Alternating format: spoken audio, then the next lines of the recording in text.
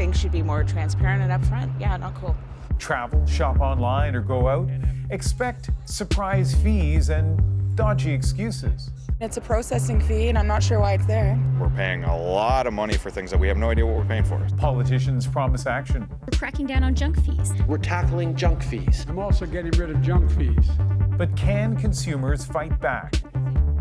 Let's bring in Vas Bednar, Executive Director of Public Policy in Digital Society at McMaster University. She joins us from Toronto.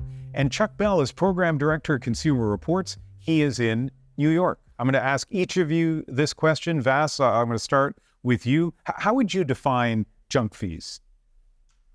Well, Canada hasn't legislated a definition, so I'd pull back on language that the FTC has used, that they are hidden surprise and often illegal fees. We use the short form junk because they're charged simply because they can. Often they don't have corresponding value. We're going to get lots of examples from each of you, but Chuck, what about a definition? No, that's a great definition. And what we've focused on at Consumer Reports has been hidden fees, especially those that are buried in the bottom level of the shopping cart where people may not see them online. So junk fees, hidden fees, I've seen the term drip pricing in news coverage, though I've never heard anybody use that term. Annoying is a term a lot of people use. Vas, give me an example of what would be at the top of your list of junk fees. Top of my list would probably be having to pay an airline so that I can sit next to my child. That's something that the Biden administration has focused on and something that Canada is thinking about tackling. But I just think it's a little bit silly and arbitrary and extractive. All right. And Chuck, speaking of President Biden, last night, the State of the Union address, and I want to play a pertinent clip from that speech. Here it is. Look, I'm also getting rid of junk fees. Those hidden fees at the end of your bill that are there without your knowledge. So he's the commander-in-chief, the president of the United States. I feel like if he makes that part of the State of the Union, he ought to be able to just with a wave of the hand get rid of them. But Chuck, where is the United States at with junk fees?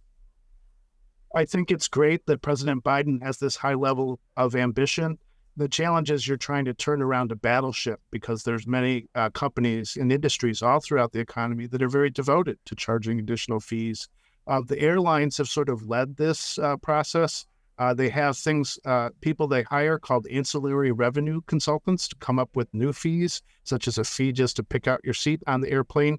But President Biden is taking an all-of-government approach to this and directing multiple government agencies to come up with ways to improve disclosure to customers at the point of sale, that all mandatory fees should be included so you can see that bottom line price.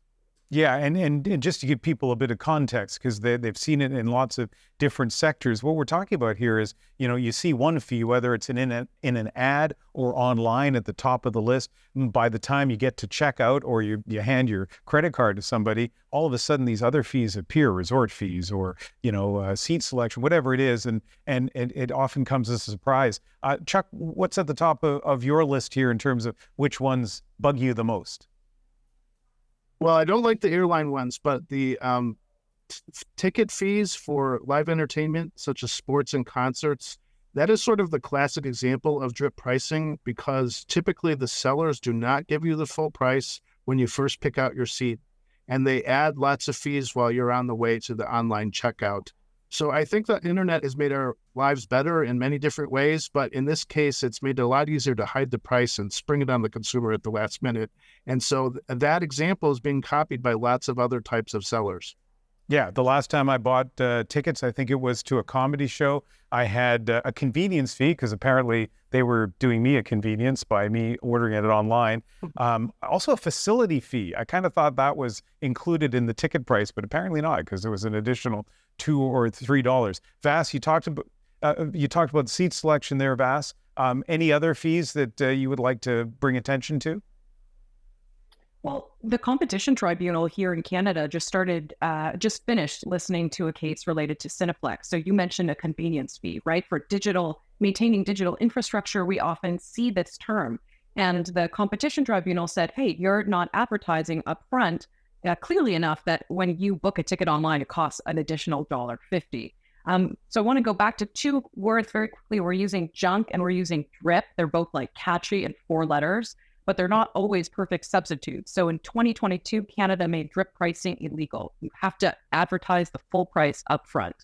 But if you're advertising the full price and you still include junk fees, right, in that price, then there's still a conversation to be had.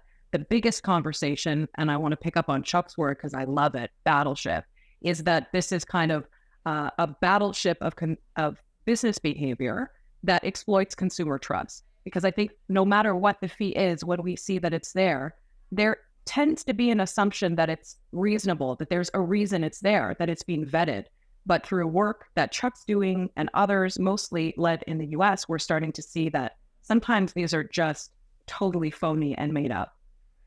So, Chuck, your organization, Consumer Reports, has long been a champion of consumer rights and giving, kind of empowering consumers, giving them information. From an American perspective, I mean, if these are annoying fees, if some people consider them duplicitous fees, what can the public do, at least in your country, to try to make sure the president, for example, follows through on his promise?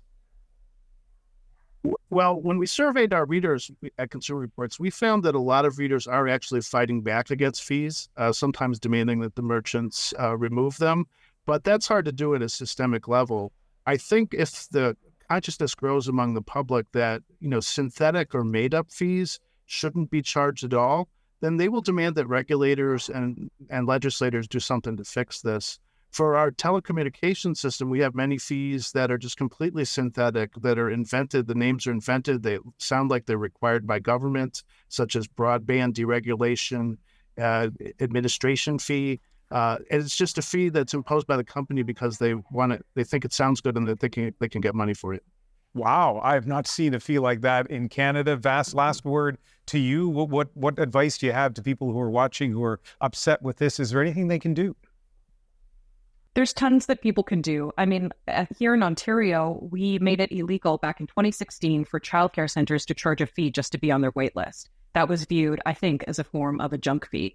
We made commitments last year in the federal budget that people are waiting to hear for an update on, that the government of Canada was going to start taking a look at fees in federally regulated industries. Airlines, we've been talking about, banking and telecommunications. But in Canada, there's a stronger role for the provinces with consumer protection. And I think it's time for Canada to get a little bit more brave and be comfortable maybe naming and shaming companies more often to talk about where these fees occur and how they should be rationalized. And that also includes government service fees and fees that could be charged to students and on campuses. Public institutions may also charge junk fees, and junk fees are also charged from business to business context too. Well, as you're both about to discover, we have a Friday panel convenience fee. So thanks for paying that, and thanks for taking part in this conversation. Thank you. Thank you so much.